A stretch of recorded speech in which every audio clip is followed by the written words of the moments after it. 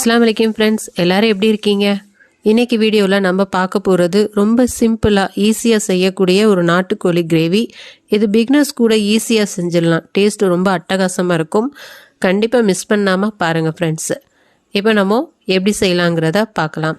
நான் கிரேவி பண்ணுறதுக்கு 1/2 கிலோவுக்கு கொஞ்சம் கூடுதலாக நான் நாட்டுக்கோழி சிக்கன் எடுத்திருக்கேன். மஞ்சள் போட்டு நல்லா வாஷ் பண்ணிவிட்டு இப்போ நான் வச்சுருக்கேன். இப்போ இதுக்கு தேவையான மசாலா ஃபஸ்ட்டு நம்ம ரெடி பண்ணிக்கிடலாம்.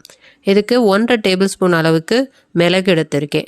மிளகு கொஞ்சம் தூக்கலாக தான் இருக்கணும் நாட்டுக்கோழிக்கு, அப்போ தான் டேஸ்ட் ரொம்ப நல்லாயிருக்கும். அதனால் 1.5 டேபிள் ஸ்பூன் அளவுக்கு நான் மிளகு எடுத்திருக்கேன். 1 டேபிள் ஸ்பூன் அளவுக்கு ஜீரகம் எடுத்திருக்கேன். இந்த மசாலா 1/2 கிலோலேருந்து 3/4 கிலோ அளவுக்கு நாட்டுக்கோழிக்கு சரியாக இருக்கும். இப்போ நான் 1 ஸ்பூன் அளவுக்கு சோம்பு எடுத்திருக்கேன். 1/2 ஸ்பூன் அளவுக்கு கசகசா எடுத்திருக்கேன். ஃப்ளேவருக்காண்டி கொஞ்சமாக கருவேப்பிலை ஆட் பண்ணுறேன். நல்ல ஒரு ஃப்ளேவர் கிடைக்கும் நீங்கள் கருவேப்பிலை ஆட் பண்ணிங்கன்னா.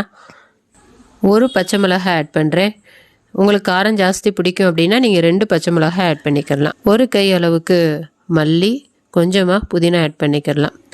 மல்லி புதினா நல்ல ஃப்ளேவர் கொடுக்கும் நமக்கு நாட்டுக்கோழிக்கு. நாட்டுக்கோழி உள்ள கவிச்சி ஸ்மெல் இல்லாமல் நமக்கு சாப்பிட்றதுக்கு நல்லாயிருக்கும். அதுக்காண்டி நம்ம கொஞ்சமாக மல்லி புதினா அரைச்சிக்கிடுவோம். இதோட 1 கை அளவுக்கு வெங்காயம் சேர்த்துக்கலாம். இப்போ இது எல்லாத்தையும் ஃபைன் பேஸ்ட்டாக அரைச்சி எடுத்துகிட்டு வந்துடலாம். அரைச்ச மசாலாவை இப்போ நம்ம ஓரமாக வச்சிடலாம். இப்போ நம்ம ஒரு குக்கர் எடுத்துக்கிடலாம். நம்ம இப்போ குக்கரில் தான் பண்ண போகிறோம். அதில் ஒரு 1.5 டேபிள் ஸ்பூன் அளவுக்கு நம்ம எண்ணெய் ஊற்றிக்கிடலாம். குக்கரில் பண்ணுறதுனால கொஞ்சம் சீக்கிரமாக நமக்கு ரெடி ஆயிரும்.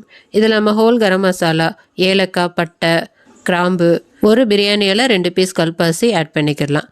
இப்போ எண்ணெயில் அது பொரிஞ்சதுக்கு அப்புறமேலு ஒரு 100 கிராம் அளவுக்கு சின்ன வெங்காயத்தை நல்லா பொடிசாக நறுக்கி இப்போ நம்ம அதை ஆட் பண்ணிக்கலாம். சின்ன வெங்காயம் இல்லை அப்படின்னா நீங்கள் பெரிய வெங்காயம் ஒரு 2 மீடியம் சைஸ் வெங்காயம் எடுத்து நீங்கள் கட் பண்ணி ஆட் பண்ணிக்கோங்க. இப்போ வெங்காயம் லேசாக கண்ணாடி பதம் வந்தால் போதும். கண்ணாடி பதம் வந்ததுக்கு அப்புறமேலு 1 டேபிள் ஸ்பூன் அளவுக்கு இஞ்சி பூண்டு பேஸ்ட்டு ஆட் பண்ணி இப்போ லேசாக வதக்கிக்கலாம். நம்ம அரைச்சி வச்ச மசாலாவை இப்போ நம்ம ஆட் பண்ணிக்கலாம். மசாலா கொஞ்சம் நல்லா வதங்கணும். வதங்கினதுக்கு அப்புறமேலு மற்ற பொருட்களை ஆட் பண்ணிக்கலாம். இப்போ மசாலா ஓரளவுக்கு வதங்கிருச்சு. இப்போ நம்ம 2 தக்காளி, மீடியம் சைஸ் தக்காளி எடுத்துருக்கோம். அதை பொடிசாக கட் பண்ணி இப்போ நம்ம அதை ஆட் பண்ணிக்கலாம். தக்காளி வதங்குறதுக்குள்ளாரையும் ஹசீஸ் ரெசிபீஸ் சமையலை இதான் ஃபர்ஸ்ட் டைம் பார்க்குறீங்க அப்படின்னா மறக்காமல் சப்ஸ்கிரைப் பண்ணிக்கோங்க ஃப்ரெண்ட்ஸ். அடுத்தடுத்த வீடியோஸ் உடனுக்குடன் வரணும் அப்படின்னா மறக்காமல் பக்கத்தில் பெல் ஐக்கானை கிளிக் பண்ணிக்கோங்க. ஆளுங்கிற ஆப்ஷனை கிளிக் பண்ணிக்கோங்க. தக்காளி நல்லா மசாலாவோட நல்லா வதங்கிருச்சு. லேசாக எண்ணெய் பிரிஞ்சிருக்கு பாருங்கள். இப்போ இந்த ஸ்டேஜில் நம்ம மிளகாய்த்தூள் ஆட் பண்ணிக்கலாம். நான் 2 ஸ்பூன் அளவுக்கு மிளகாய்த்தூள் ஆட் பண்ணுறேன். நான் காஷ்மீரி மிளகாய்த்தூள் தான் ஆட் பண்ணுறேன். நீங்கள் வீட்டு மிளகாய்த்தூள் இருந்துச்சு அப்படின்னா நீங்கள் 1 ஸ்பூன் அளவுக்கு நீங்கள் ஆட் பண்ணிக்கோங்க உங்கள் காரத்துக்கு ஏற்ற மாதிரி. இப்போ மிளகாய்த்தூளை லேசாக வதக்கிக்கிடலாம். அது பச்சை வாசனை போகிற அளவுக்கு இப்போ லேசாக வதங்கிடுச்சு. இப்போ மஞ்சள் தூள் ஒரு 1/2 ஸ்பூன் அளவுக்கு ஆட் பண்ணிக்கிடலாம். தனியா பவுடர் 2 ஸ்பூன் அளவுக்கு ஆட் பண்ணிக்கிடலாம். மசாலா பொருட்களுடைய பச்சை வாசனை போகிற அளவுக்கு லேசாக வதக்கிக்கிடலாம். இப்போ நல்லா வதங்கிருச்சு.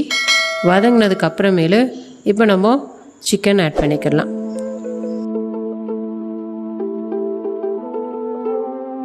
இப்போ தேவையான அளவு உப்பு ஆட் பண்ணிக்கலாம். மசாலாவோட சிக்கனை நல்லா மிக்ஸ் பண்ணி விட்டுக்கோங்க. மசாலா அரைச்ச தண்ணி, மிக்ஸி ஜார் எல்லாத்தையும் கழுவி வச்சுருக்கேன். இப்போ அந்த தண்ணியை நான் ஆட் பண்ணுறேன். நீங்கள் ஒரு 2 டம்ளர் அளவுக்கு தண்ணி ஊற்றிக்கோங்க. முதல்லையே நம்ம நிறைய தண்ணி ஊற்றி நம்ம வேக வைக்கக்கூடாது. அப்போ டேஸ்ட்டு மாறிடும். நம்ம தண்ணி வத்த தான் நம்ம ஆட் பண்ணிக்கிட்டே இருக்கணும். நான் மசாலா கழுவுன தண்ணி ஊற்றுனது எனக்கு பத்தலை. அதனால இன்னும் கொஞ்சம் தண்ணி ஆட் பண்ணிக்கிறேன். நம்ம 4 விசில் விடணும்னா எந்த அளவு தண்ணி இருக்கணுமோ அந்த அளவு மட்டும் தண்ணி ஆட் பண்ணிக்கிறோம். நமக்கு சிக்கன்ல இருந்தும் கொஞ்சம் தண்ணி வரும். அதனால நீங்கள் பார்த்து தண்ணி ஊற்றிக்கோங்க. நம்ம 4 விசில் விட்டுட்டு திரும்ப ஓப்பன் பண்ணி செக் பண்ணி பார்ப்போம். பார்த்துட்டு தண்ணி பத்தலைன்னா நம்ம திரும்ப ஆட் பண்ணிக்கலாம். இப்போ ஃபைனலாக கரம் மசாலா பவுடர் ஒரு 1/2 ஸ்பூன் அளவுக்கு ஆட் பண்ணிக்கலாம். உப்பு செக் பண்ணி பார்த்துக்கோங்க. பார்த்துட்டு பத்தலைன்னா நீங்கள் இந்த டயத்தில் ஆட் பண்ணிக்கோங்க. நாட்டுக்கோழிங்கிறதுனால வேகிற டைம் கொஞ்சம் ஜாஸ்தி ஆகலாம். அதுக்கேற்ற மாதிரி நீங்கள் வேக வச்சு எடுத்துக்கோங்க. 4 விசிலுக்கு ஒரு தடவை ஓப்பன் பண்ணி பார்த்துட்டு தண்ணி பத்தலைன்னா நீங்கள் ஆட் பண்ணிக்கோங்க. அப்போ தான் உங்களுக்கு டேஸ்ட் நல்லா. ஃபைனலாக கொஞ்சமாக கருவேப்பிலை ஆட் பண்ணிக்கிறோம் ஃப்ளேவருக்காண்டி. இப்போ நம்ம விசில் விட்டுட்டு வெந்ததுக்கு அப்புறமேலு அது எப்படி இருக்குங்கிறத உங்களுக்கு. சிக்கன் நல்லா வெந்துருச்சு. கிரேவி நல்லா சூப்பராக ரெடி ஆயிடுச்சு. இதுக்கு எத்தனை விசில் விட்டேன் அப்படின்னா நான் 10 விசில் விட்டேன். 2 தடவை ஓப்பன் பண்ணி பார்த்து நான் தண்ணி ஆட் பண்ணேன். உங்கள் சிக்கன் வேகிற அளவுக்கு நீங்கள் தண்ணி ஆட் பண்ணி விசில் விட்டு எடுத்துக்கோங்க. இப்போ நம்ம ஃபைனலாக மல்லி இலை தூவி நம்ம சர்வ் பண்ணிடலாம். நமக்கு சூப்பரான சிக்கன் கிரேவி ரெடி ஆயிடுச்சு. இந்த கிரேவி சப்பாத்தி, ரைஸ், இட்லி, தோசை எல்லாத்துக்குமே ஒரு பக்கா காம்பினேஷனாக இருக்கும். இது பிகினர்ஸ் கூட ரொம்ப ஈஸியாக பண்ணிடலாம். நீங்களும் கண்டிப்பாக ஒரு தடவை ட்ரை பண்ணி பாருங்கள். பார்த்துட்டு எப்படி வந்ததுங்கிறத எனக்கு மறக்காமல் கமெண்ட்டில் சொல்லுங்கள்.